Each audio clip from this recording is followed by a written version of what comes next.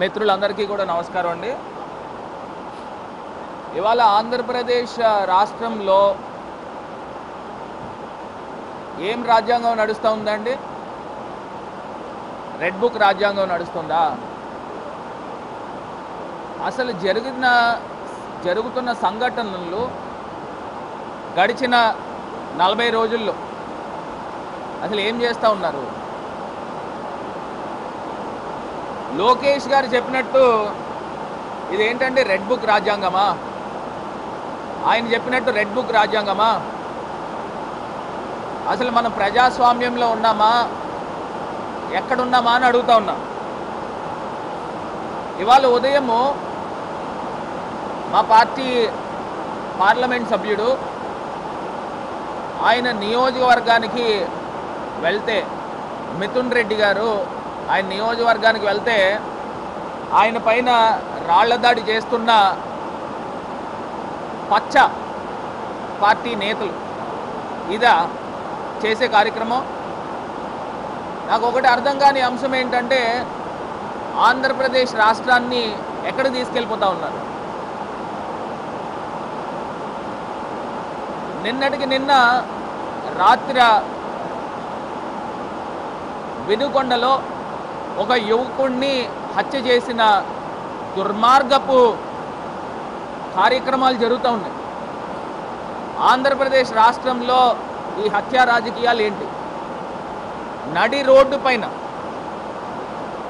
తెలుగుదేశం కార్యకర్త ఎవరో యువ నాయకుడు అంట, మరి అతను ఎవరో తెలియదు, మా పార్టీ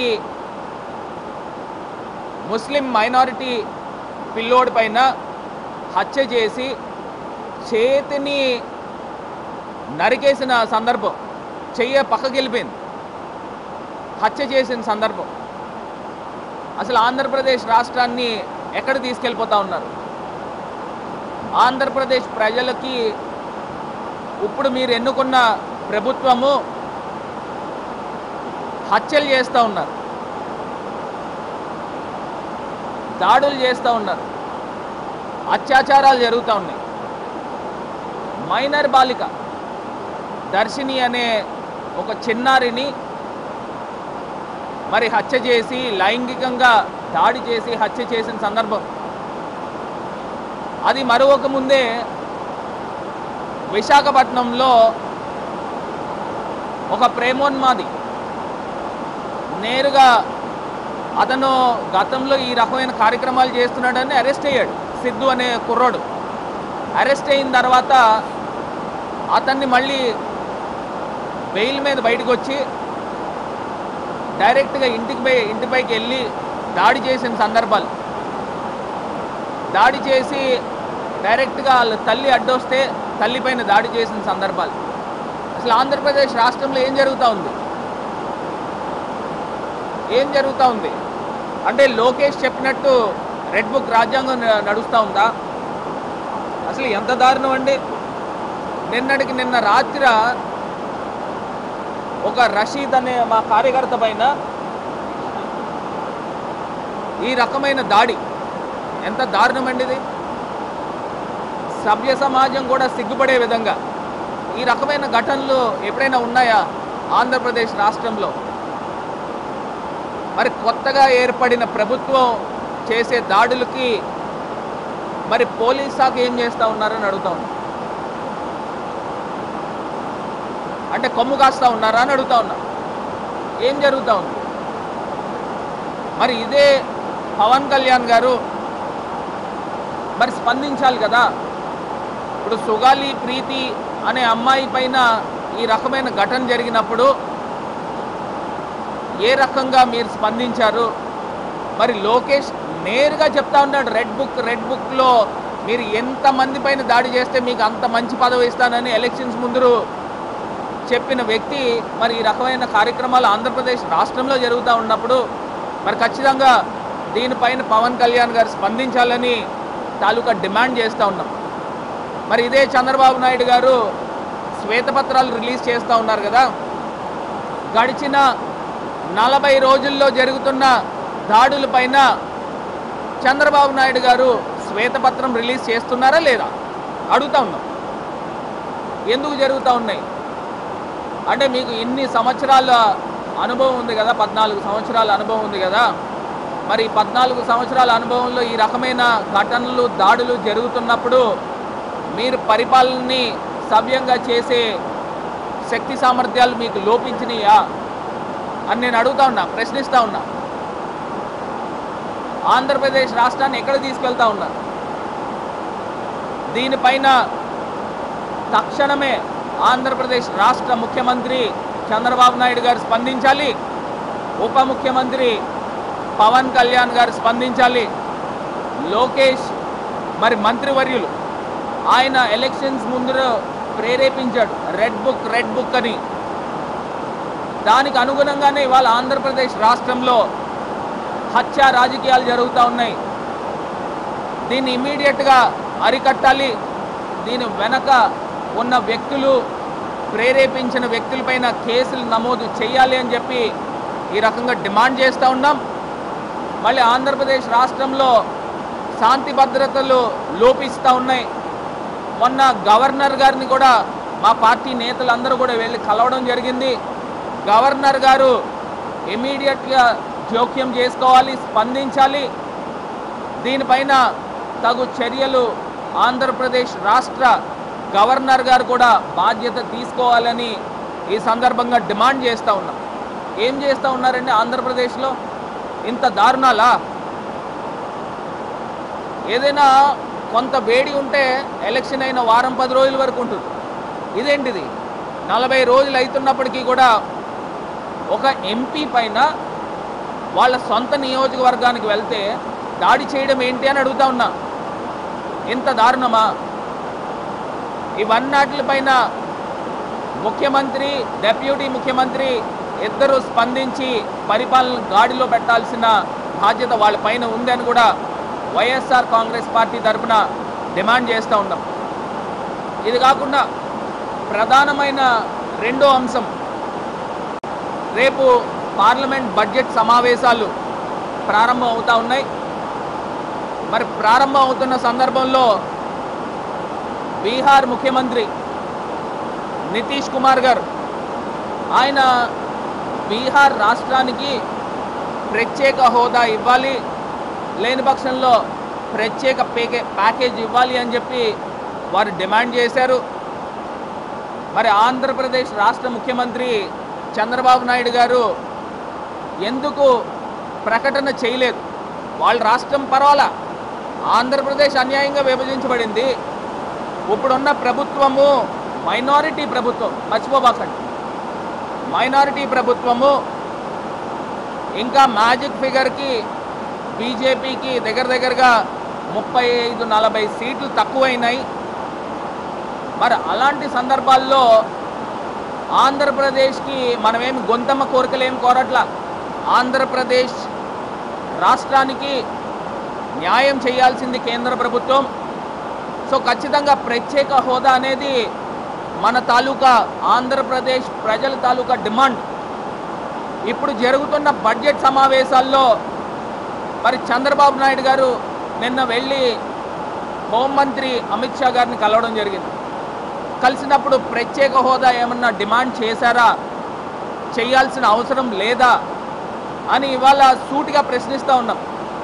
మీకు ఒకటే సింపుల్ సామెత చెప్తానండి, పిల్లలు ముద్దుగా ఉన్నప్పుడే సంకెక్కాల. ఇప్పుడు జరుగుతున్నది మైనారిటీ ప్రభుత్వము. మరి మైనారిటీ ప్రభుత్వం జరుగుతున్నప్పుడు ఆంధ్రప్రదేశ్ జరగాల్సిన న్యాయం గురించి గొంతెత్తి మాట్లాడరండి, గొంతెత్తి మాట్లాడరా? బీజేపీని డిమాండ్ చేయరా? ఇప్పుడు తెలుగుదేశం ఆంధ్రప్రదేశ్ ఎంపీల మద్దతుతోనే కదా కేంద్ర ప్రభుత్వం ఇవాళ నిలబడింది. మరి నిలబడినప్పుడు ప్రత్యేక హోదా అనేది ఆంధ్రప్రదేశ్ తాలూకా డిమాండ్ కాదా, న్యాయం కాదా? మరి ఎందుకు ముఖ్యమంత్రిగా చంద్రబాబు నాయుడు గారు ఎందుకు డిమాండ్ చేయట్లేదు అని ప్రశ్నిస్తూ ఉన్నాం. గతంలో అబ్సల్యూట్ గవర్నమెంట్ అండి, మనం ఎన్నిసార్లు ప్రశ్నించినా వాళ్ళకి రాజకీయ నంబర్స్ ఉన్నాయి కాబట్టి జరిగిపోతూ ఉంది.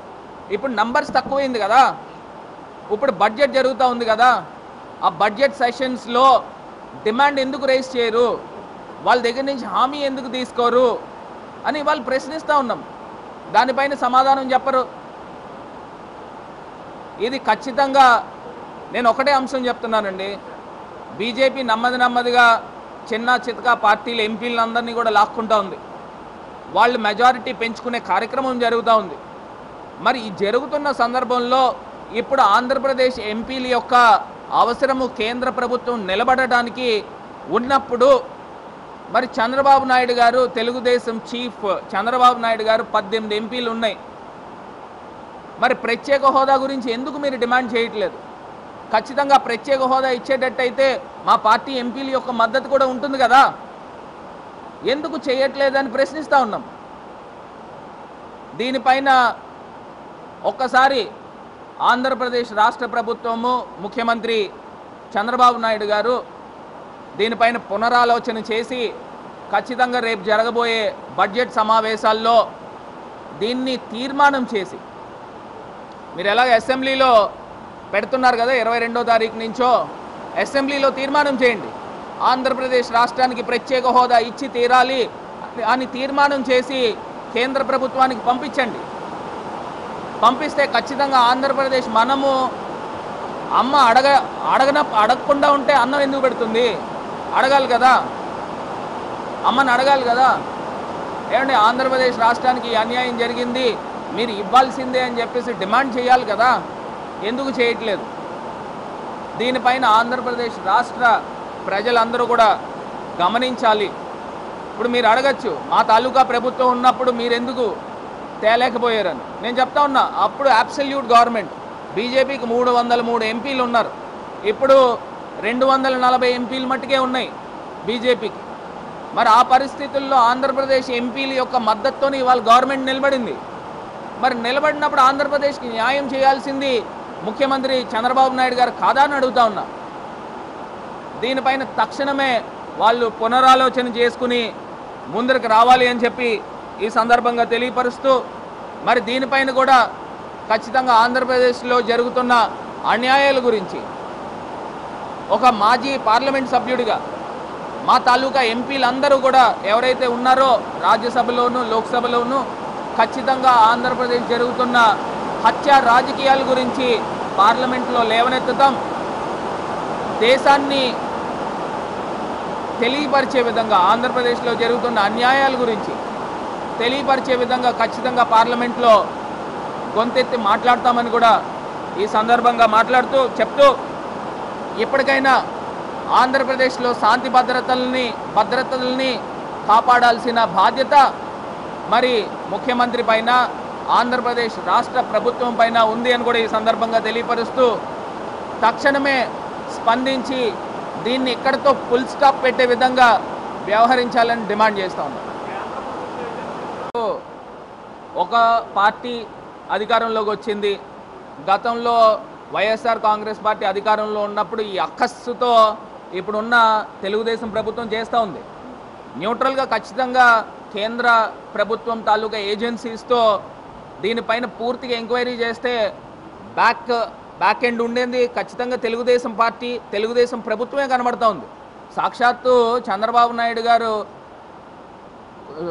కొడుకు లోకేష్ ఆంధ్రప్రదేశ్ రాష్ట్ర మంత్రి గతంలో ఎలక్షన్స్లో రెడ్ బుక్ అనే పదం తీసుకుని వచ్చి ఆ రెడ్ బుక్లో కక్ష సాధింపు చేస్తాను అని చెప్పి ఎవరైతే ఎన్నైతే మీరు కేసులు పెట్టించుకుంటారో, ఎన్నైతే దాడులు చేస్తారో వాళ్ళకి అంత ప్రాధాన్యత మన ప్రభుత్వం వచ్చిన తర్వాత కల్పిస్తానని మరి క్లియర్గా ఆయనే మాట్లాడాడు. ముఖ్యమంత్రి కొడుకు ఇప్పుడు ఆంధ్రప్రదేశ్ రాష్ట్ర మంత్రి మాట్లాడాడు డైరెక్ట్గా. మరి మాట్లాడినప్పుడు కార్యకర్తలు అందరూ కూడా పేటరైపోతూ ఉన్నారు, తెలుగుదేశం కార్యకర్తలు. మరి దాని తాలూకా నిదర్శనమే మేము చెప్తా ఉన్నాం. మీరు అన్నారు కదా పులివెందల రాజ్యాంగమో లేకపోతే ఇంకోటని, మరి దీన్ని ఏమంటారు? రెడ్ బుక్ రాజ్యాంగం అన్నారా అని అడుగుతా ఉన్నా. ఇప్పుడు ఒకటండి, కోఆపరేటివ్ బ్యాంకు స్థానికంగా జరుగుతూ ఉన్నది ఎలక్షన్స్. అందులో మరి సాక్షాత్తు ముఖ్యమంత్రి జగన్మోహన్ రెడ్డి, మాజీ ముఖ్యమంత్రి జగన్మోహన్ రెడ్డి గారి ఫోటోనే లేదు, రాజశేఖర్ రెడ్డి గారి ఫోటోనే పక్కన పెట్టారు. మరి దీన్ని ఎలా చూడాలా? నేను ఆ స్థాయిలో చూసుకుంటే నేనెంత? మరి వాళ్ళిద్దరే లేకుండా ఎలక్షన్స్కి వెళ్తూ ఉన్నారు. దాన్ని బట్టి ఆలోచన చేయాలి లేని సందర్భాల్లో. అంటే ఈ బెల్ట్ కూటమి బెల్ట్ చంద్రబాబు నాయుడు గారు ఫోటో పెట్టుకున్నారు, మోడీ గారు ఫోటో పెట్టుకున్నారు, పవన్ కళ్యాణ్ గారు ఫోటో పెట్టుకున్నారు. మరి ఇక్కడ జరుగుతున్నప్పుడు ఎవరెవరు ఫోటోలు పెట్టుకుని మరి వాళ్ళు వెళ్తూ ఉన్నారు మీకే కనబడతాం. అదే అడుగుతా ఉన్నా, క్యాడర్ పనిచేసే వాళ్ళంతా వైసీపీనే, కానీ ఫోటోలకు వచ్చేసరికి మరి ముఖ్యమంత్రి అది జగనన్న ఫోటోనే, రాజశేఖర రెడ్డి గారి ఫోటోనే మరి పక్కన పెట్టి చేస్తూ ఉన్నారు అని అంటే ఒకసారి మరి వాళ్ళ విజ్ఞతగా వదిలేస్తున్నారు, వారు ఆలోచన చేసుకోవాలి. నేను ఒకటన్నా, ఇప్పుడు వర్గ రాజకీయాలు అని అంటే ఇప్పుడు నేనే వర్గం కింద ఆలోచన చేశాను అనుకోండి, నేను పెట్టలేను ఒక బెల్ట్ని. సరే వాళ్ళు ఏదో కొట్లాడుతూ ఉన్నారు, చేయనివ్వండి. సో ఖచ్చితంగా నన్ను మద్దతు అడిగి ఉంటే నేను 100% నేను వెళ్ళి వర్క్ చేసేవాడిని. మరి వాళ్ళు వద్దనుకున్నారు కాబట్టి ఒకవేళ నిజంగా వర్గానికే నేను ప్రాధాన్యత ఇచ్చి ఉంటే నేనే పెట్టేవాడిని కదా. 40-50 లక్షలు నాది కాదనుకుంటే నేను ఒక వర్గాన్ని పెట్టి ఓడించడం ఎంతసేపు అన్నా, నిలబెట్టడం కష్టం కానీ చెడగొట్టడం ఎంతసేపు.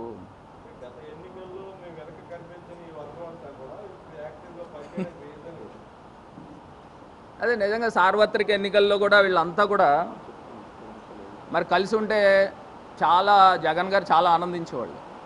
మరి సార్వత్రిక ఎన్నికల్లో కనపడిన యూనిటీ అంతా కూడా ఇప్పుడు కనబడుతూ ఉంది. అంటే దీన్ని తెర వెనక రాజకీయ సార్వత్రిక ఎన్నికల్లో ఏం జరిగిందో నాకైతే తెలియదు. గెలిపోవటంలో అనేది సెకండరీ.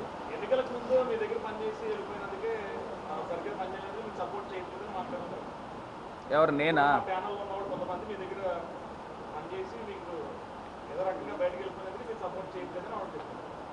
అట్లా ఏం లేదండి. నిజంగా ఇప్పుడు అందరూ కలిసికట్టుగా చేసుంటే ఎలక్షన్ ఇంకోలా ఉండేది. ఏదో మనము ఇప్పుడు జగన్ అన్నని ఫోటో కూడా వేయకుండా చేసే అంత పెద్ద నాయకులా అని అడుగుతాం. ఇప్పుడు నిజంగానే కనుక వద్దనుకుంటే వైఎస్ఆర్సీపీ క్యాడర్ని కూడా మానేసుకోవాలి కదా. మరి వైఎస్ఆర్సీపీ క్యాడర్ని ఎందుకు పెట్టుకుంటా ఉన్నారు?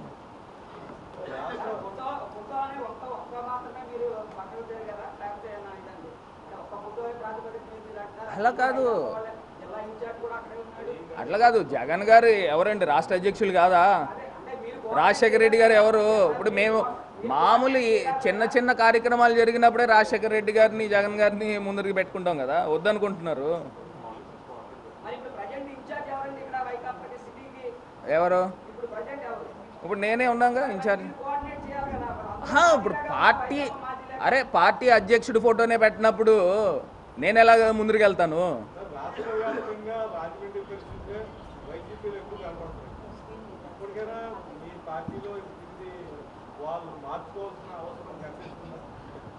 ఇప్పుడు 100% అండి దీనిపైన పూర్తి స్థాయి ప్రక్షాళన జరగాల.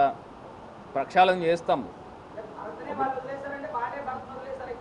పూర్తి స్థాయి ప్రక్షాళన జరగాల. ఇప్పుడు అది జరిగేది మరి ఆ ప్యానెల్ ఏ ప్యానెల్లో నాకే తెలియదు. జగన్ గారి ఫోటో లేదు, రాజశేఖర రెడ్డి గారి ఫోటో లేదు, మరి ఏ ప్యానెల్లో నాకే తెలియదు. మరి మీడియా మిత్రులు మీకే తెలియాలి. ఒకవేళ నిజంగా ఆ ప్యానెల్లో పార్టీ అధ్యక్షుడు ఫోటో లేకుండా మరి ప్యానెల్ ముందుకు వెళ్ళిందని అంటే మరి పార్టీ క్యాడర్ని ఎందుకు ఉపయోగించాలా అని అడుగుతా ఉన్నా. నా తాలూకా ప్రశ్న, సూటి ప్రశ్న. ఇప్పుడు నిజంగా మీరు అన్న వర్గపోరే కనుక ఉంటే నేను ఒక ప్యానెల్ పెడుతుంది కదా. కాదు, నేనే ఒక ప్యానెల్ పెట్టి నిలబెట్టడం కష్టమన్నా.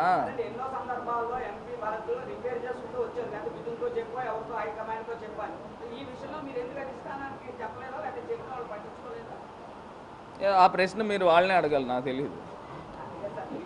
వాళ్ళనే అడగండి.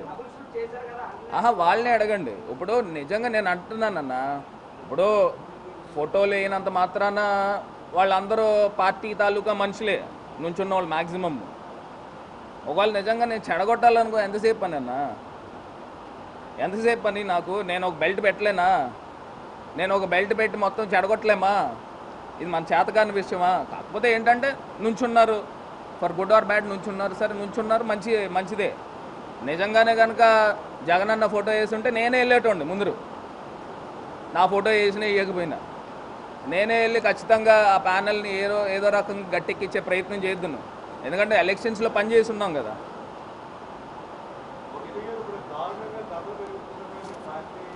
ప్రభుత్వం వచ్చి 40 రోజులైంది, కొత్తగా ఏర్పడిన ప్రభుత్వం. నిజంగా ఆశ్చర్యం అనిపిస్తోంది. అసలు ఈ లెగ్ ఏం లెగ్ అని నేను అడుగుతా ఉన్నా. ఓ పక్కనేమో హత్య రాజకీయాలు, ఓ పక్కనేమో మానభంగాలు, ఇంకో పక్కనేమో దాడులు, ఇంకో పక్కన ఆస్తులను కూల్చివేయడాలు, ఈ రకమైన కార్యక్రమాలు జరుగుతూ దీంతోపాటు అసలు శాండ్ ఫ్రీ శాండ్ అన్నారు. ఏంటండి ఫ్రీ శాండ్? నాకు అర్థం కాలే. అంటే కారు ఫ్రీ, ఆ కారు తాళం 50 లక్షలనా దానికి అర్థం? అది చూపించే కారు మీరు ఫ్రీయే, కానీ తాళం వేస్తే దాని రేట్ 50 లక్షలు. గతంలో ఇసుక రేట్లు ఎంత ఉన్నాయి, ఇప్పుడు శాండ్ ప్రైసెస్ ఎంత ఉన్నాయండి? ఇవాళ కందిపప్పు ప్రైస్ ఎంత ప్రైస్ ఉందండి? కందిపప్పు ప్రైసు గతంలో ఎలా ఉంది? అసలు వీళ్ళు ఏ రకంగా రేట్లు నియంత్రణ చేశారని అడుగుతా ఉన్నా. ఇవాళ రైస్, బియ్యం, సన్న బియ్యం రేట్లు ఎంత ఉన్నాయండి? సామాన్యుడు బతకగలిగే పరిస్థితులు కనబడతా ఉన్నాయా? టొమాటో ప్రైస్ ఎంత ప్రైస్ ఉందండి? అసలు ఏం చేస్తూ ఉన్నారు? ఇప్పుడు ఇదే చంద్రబాబు నాయుడు గారు ఏం చెప్పారు? నాణ్యమైన విద్యుత్ ఇస్తాను, రేట్లు తగ్గిస్తాను అన్నారు. మరి ఇప్పుడు కరెంట్ బిల్స్ వచ్చి ఉంటాయి కదా, రేట్లు ఏమాత్రం తగ్గించారనండి?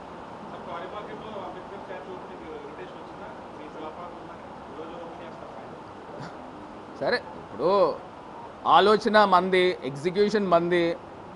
దాన్ని కూడా ఇనాగ్రేట్ అయిన తర్వాత దాన్ని అందాన్ని ఇంకా పెంచే రకంగా ప్రయత్నం చేయండి. ఇప్పుడు నేను తీసుకొచ్చి కంబాల్ చెరువు ఎంతో మెటిక్యులస్ ప్లానింగ్తో ఒక మంచి ప్రాజెక్ట్ చేసాం. మొన్న కంబాల్ చెరువు దగ్గరికి వెళ్తే ఓ 30-40 చేపలు చనిపోయి వాసన వస్తూ ఉంది. అసలు ఎంత దారుణం చేసేస్తూ ఉన్నారు. కాపాడండి. ఇంకా దాన్ని ప్రజలు రకరకాల ప్లేసెస్ నుంచి వస్తూ ఉన్నారు. మరి వస్తూ ఉన్నప్పుడు రాజమండ్రి కీర్తి ప్రతిష్టలు పెంచండి. మీరు ఎమ్మెల్యే అయితే మా ప్రభుత్వం వస్తే టికెట్ తీసేస్తామని చెప్పారు కంబాల్ చెరువు. ఇప్పుడు దాకా టికెట్ ఎందుకు తీయలేదని అడుగుతా ఉన్నా. ఎందుకు తీయలేదని అడుగుతా ఉన్నా. అక్కడ ఉన్న కాంట్రాక్టర్ ఏమన్నా పర్సంటేజ్ ఇస్తూ ఉన్నాడా? ఎందుకు తీయలేదు టికెట్? దాని మెయింటెనెన్స్, పోర్ మెయింటెనెన్స్. ఇప్పుడు నిజంగా హ్యాపీ స్ట్రీట్, ఇంత అందమైన హ్యాపీ స్ట్రీట్ని తయారు చేస్తే ఎక్కడెక్కడి నుంచో చుట్టుపక్కల ఊర్ల నుంచి అందరూ వచ్చి హ్యాపీగా ఎంజాయ్ చేసేవారు. ఆదివారం అది తీసుకొచ్చి కోట్లింగాల ఘాట్ దగ్గర పెట్టారు. అక్కడ ఎవరు వెళ్తున్నారని అంటే ఇగో ఈ బ్లేడ్ బ్యాచ్, గంజాయి బ్యాచ్, మ్యాక్సిమం చాలామంది ప్రజలు చెప్తా ఉన్నారు ఎంత అందమైన హ్యాపీ స్ట్రీట్ని చెడగొట్టారని.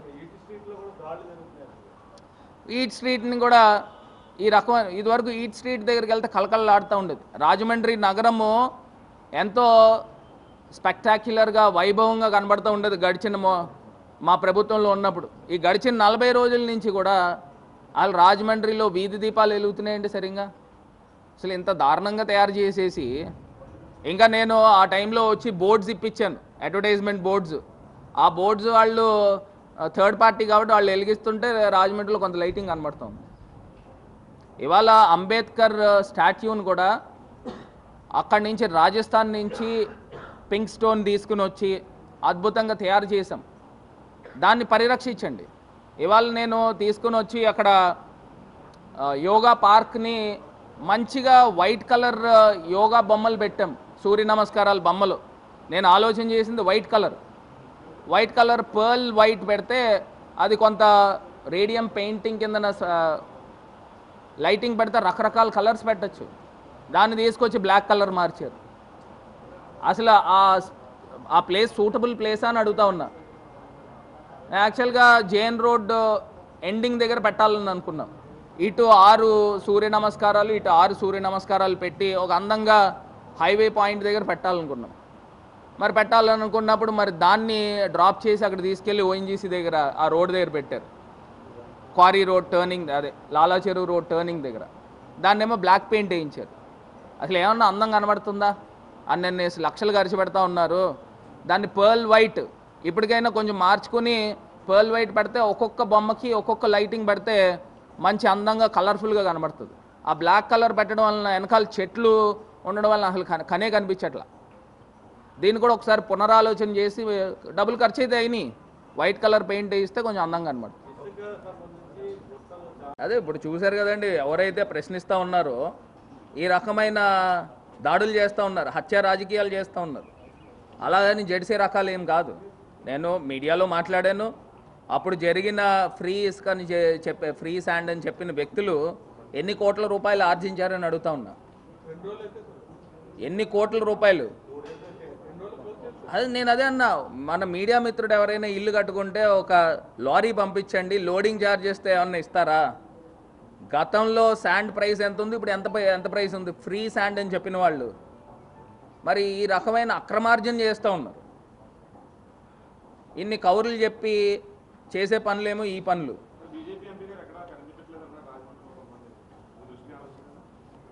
బీజేపీ ఎంపీ గారా?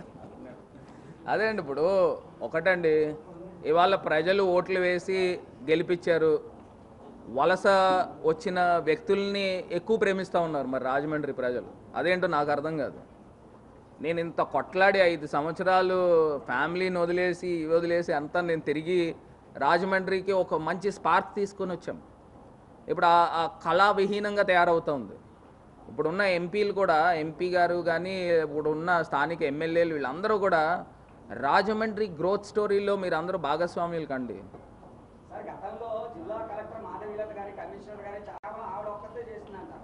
కాదండి, ఇప్పుడు ఇవన్నీ కూడా ఆరోపణలు. అట్లా కాదు, ఇవన్నీ ఆరోపణలు. విచారణ పెట్టనివ్వండి, విచారణ జరగాలి కదా. ఇప్పుడు మీరు ఎలాగ మీరు న్యాయ నిర్ణీతి కింద మీరు ఎలా జడ్జిమెంట్ ఇస్తారు? జరగనివ్వండి. అట్లా కాదు, అది జరగనివ్వండి. పూర్తి స్థాయిగా విచారణ జరిగిన తర్వాత వచ్చిన వాస్తవాలు బట్టి మనం మాట్లాడదాము.